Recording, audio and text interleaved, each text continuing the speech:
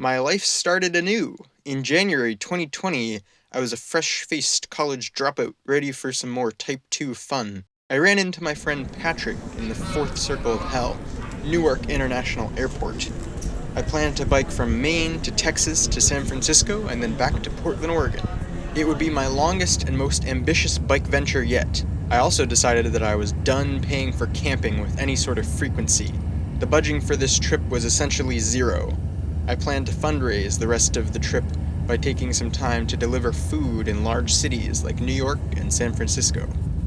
When we touched down in Bangor, I hitched a ride to Bar Harbor and got to work organizing my affairs. I got out on the park roads the next day. The few inches of snow on unplowed, unsalted pavement was a good place to test out my DIY bike chains. It wasn't perfect given I was running 32C bald tires, but it was surprisingly controllable.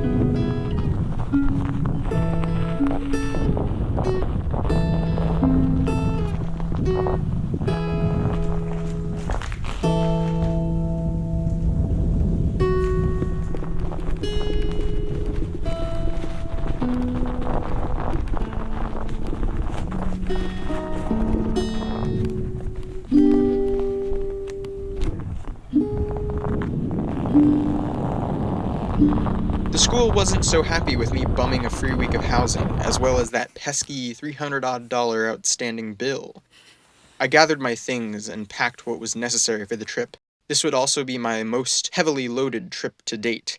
Lots of warm layers and pants made for the largest increase in stuff. My drop bars were the perfect width for an elegant place for my tent. I carefully cut out some bubble wrap and space blanket to keep my water bottle nice and cozy. I joined my friends for some farewell ice skating under the moonlight. Patrick had offered to ride off the island with me the next day, so in the morning we made our way into the cold headwind and slushy shoulders. When we crossed the bridge, Patrick wished me safe travels and we parted ways. Hey, Patrick! I continued south along the coast. Turns out my zip tie solution didn't hold up on the highway. The pavement chewed them up and nearly all of them fell off before I even reached Ellsworth. I continued south into the wind on US Route 1. Even with the unfavorable conditions, I made it to Bucksport before noon and had a lovely break by the river. The weather started to worsen, so I got moving and braved the slushy snow to continue on. I rolled through Belfast a few hours later.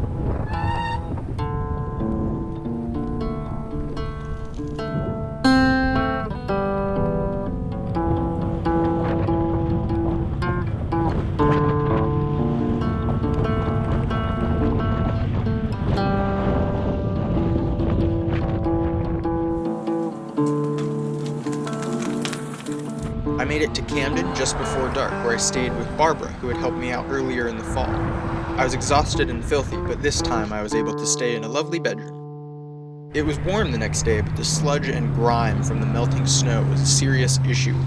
By midday, my face was crusted in grit, and I could taste the road salt. Needless to say, my drivetrain was not happy either. I stopped frequently to rest and just be less miserable. As I neared Portland, I had to contend with sprawling strip malls as well. I planned to spend my first night ever with the Warmshowers host in Portland. I was shy about trying it before, but I figured in the northeastern winter I could use all the help I could get. It definitely saved my ass many times. It was well into dusk when I reached the city. I headed to an apartment in the middle of town. I'm doing pretty good. My bike's like pretty filthy right now, so I don't know if I want to bring it in here. Is that? Yeah, grab it. Okay. There you go. Oops. No, I'll just lock it in here. That sounds great. I can put it right next to mine. There's plenty of room down there. My host Isaac was very kind and accommodating. He helped me take my bike into the building's bike parking and bring my filthy things upstairs and get me settled on a lovely couch overlooking the city. Unfortunately, in my haste to rest, I forgot to clean my bike. The next morning, I spent a good hour scrubbing the rust and massaging oil into my poor chain. If you took a very glass-half-full approach, you could think that the extremely wet conditions would help clean things off. In my impatience, I thought I could manage without rain pants. After a squall came through, though, I became thoroughly soaked. I stopped in a cafe and visited a friend who had moved to Maine from Oregon recently. I dried out my sheet of directions while we caught up. From there I enjoyed nicer weather and a bit of a tailwind as I headed inland. I passed through all sorts of little New England towns punctuated by pleasant back roads in between. Just after sunset, I made it to my next Warmshowers host and actually remembered to clean my bike. In the morning, I did a sneaky little shortcut through kissing cul-de-sacs and made my way to Nashua, which is a cool town. It's got a neat old downtown with lots of repurposed turn-of-the-century industrial buildings along the river. Unfortunately, the town is flanked on the west by a nasty controlled-access highway, and every road that crossed it was entangled in a sketchy interchange. I wish I could show all the urban planners of the post-war US what a nightmare they would create. So there I was, riding my bicycle through a busy four-leaf clover. I finally made it to a bike trail and scooted down into Massachusetts. At least the challenges of the bike trail weren't soul-crushing. There were long sections of the trail covered in bumpy ice where footsteps in the snow had thawed and frozen.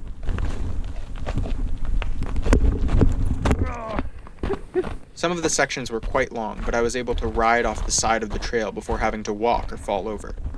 It's slippery, but it's not like black ice because it's pretty clear visual between the ice and non-ice.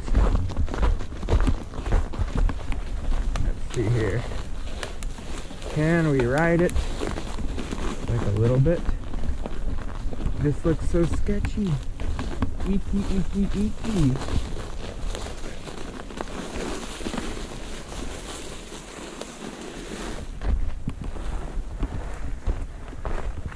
Yeah, there's a line there. We just can't cross the middle. Oh my god.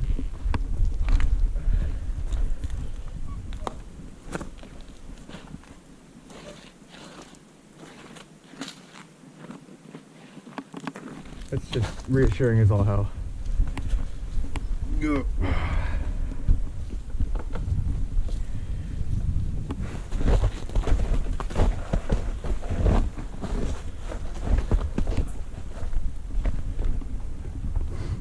Well, I was hoping I could fly down this trail and it would be faster than the roads, but that is not true. Oof.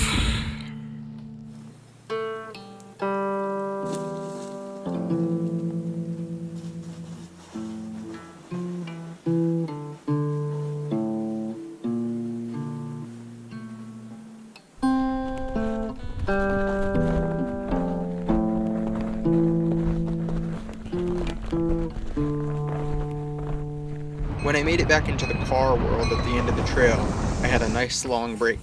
After that, I continued on my way to Worcester to stay with a lovely woman named Willa who lived on a hill. She fed me soup, and I slept in a lovely warm bed. Worcester is definitely an uphill both ways kind of town. I think I managed to find a lovely route southeast towards Connecticut on small back roads. However, I would face a brutal headwind all day.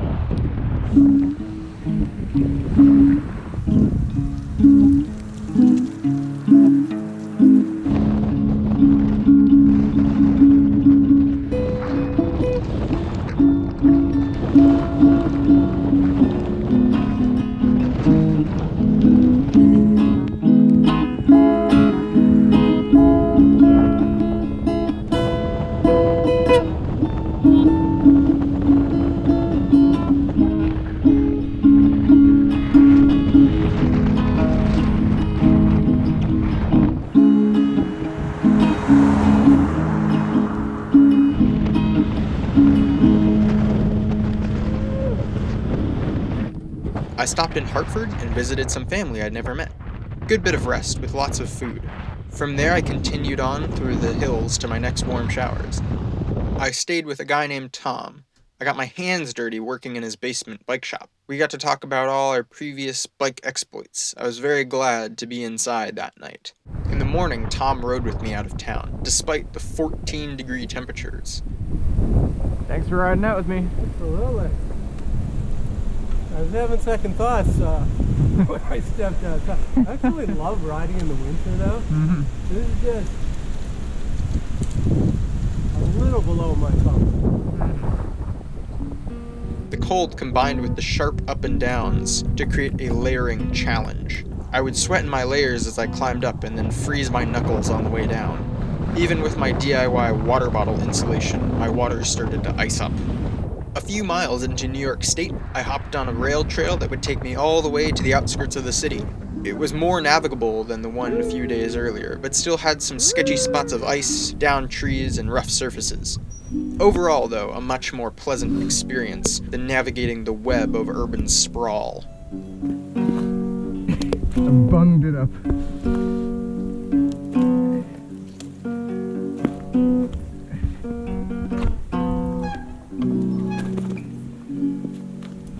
It's fun.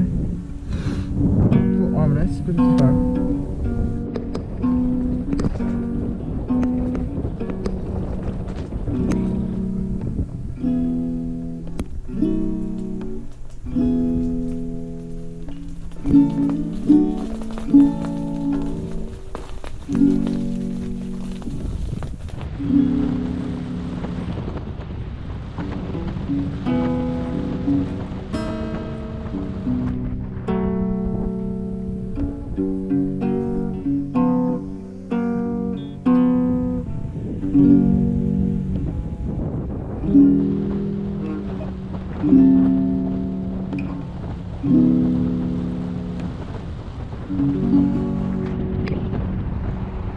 I made it to White Plains, where I stayed with parents of a friend from school.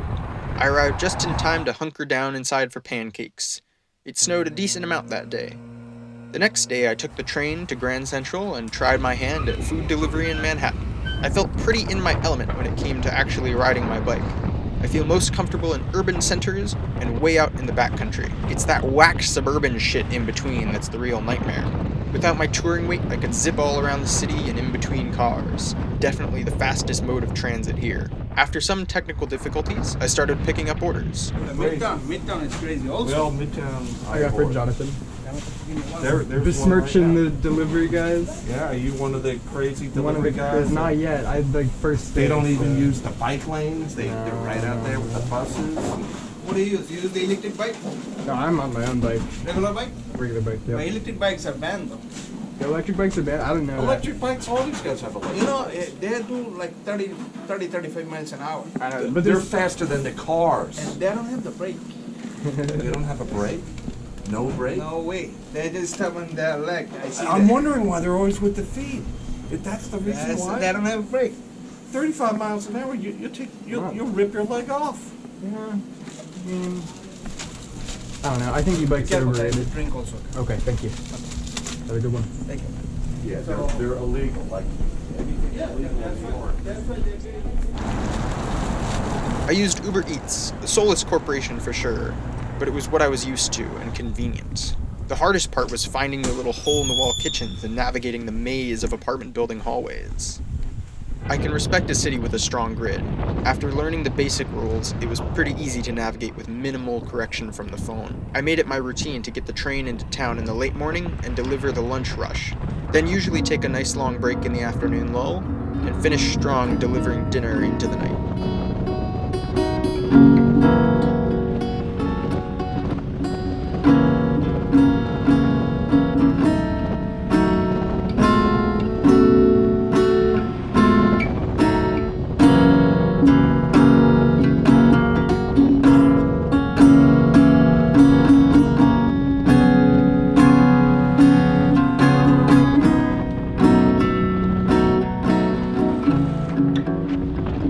Usually getting the train back up north by 10:30 or so. Then I'd ride from the station back to my friend's house. Lunch was more profitable, higher surge pricing and such, but the window is very short and the timing of each order could really make or break my earnings. I usually went until I made $150 or $200. Within the hours that I worked, I earned about $20 to $30 for every hour of uptime. Interestingly, this was marginally less than I was able to earn in Portland, Oregon a few months later. Definitely not nearly enough to afford living anywhere close to the actual city.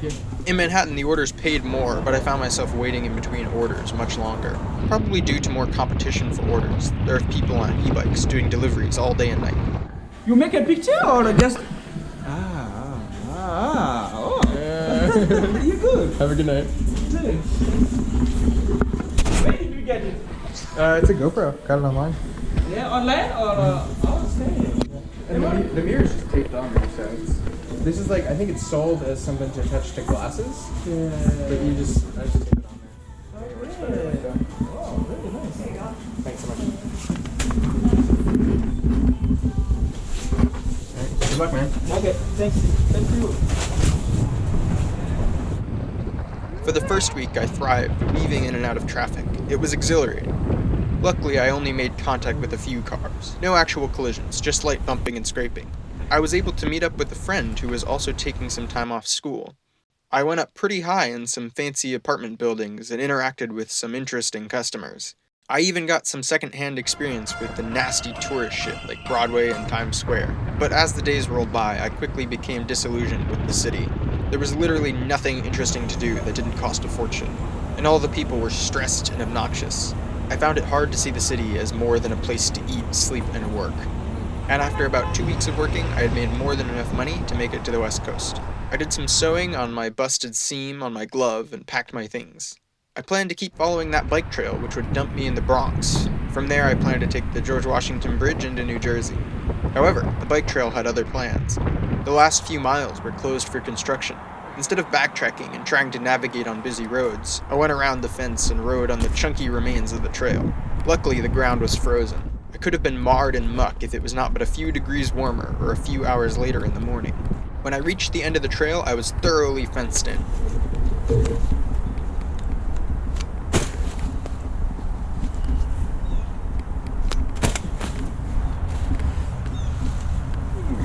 Literal idiots, use your eyes. Eek. Oh, Jesus Christ.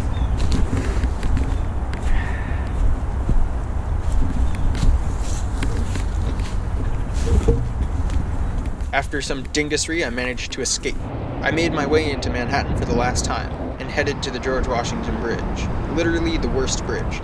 Who on earth decided to build a double-decker bridge with two-way traffic on both levels? It fucking rattles, the bike lane sucks, apparently the whole thing is falling apart.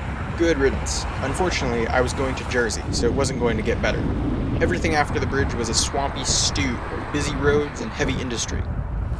So far, New Jersey fucking sucks. The roads suck.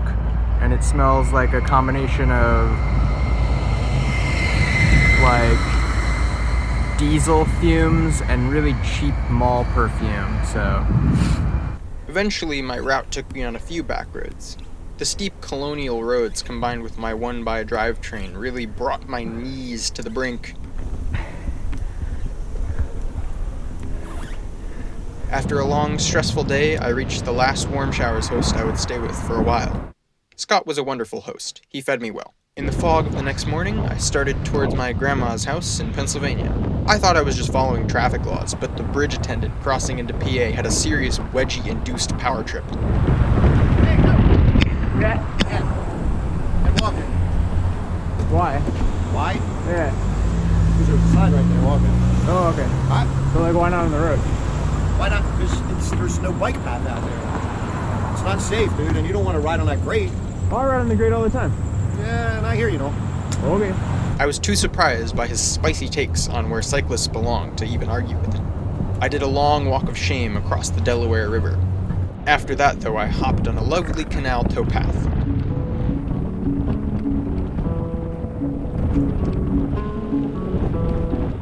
Apparently, Pennsylvania is strongly opposed to riding bicycles across bridges.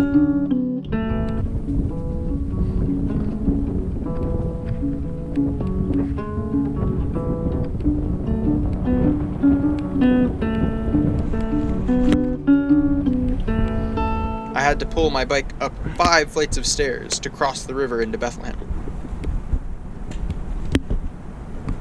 Ugh.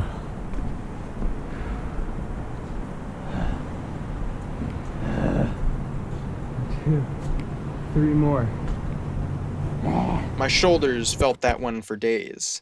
I enjoyed lunch in a local grocery store, and then continued on to see my family. I spent a whole bunch of quality time visiting various family in the area. I even got a rare 4-generational photo with my great-grandmother. As always, we feasted on pancakes and other delectables. I ordered some bike parts ahead and got my bike ready for the long journey yet to come. So far, I'd only ridden like 500 miles of my 5,000 mile planned route. Turns out you don't need a chain whip to remove a cassette, just tie down the old chain around a hard point, and then lay the chain over the cogs. After a good week of rest and preparation, I got warmed up on my bike on some nice powerline trails in the snow.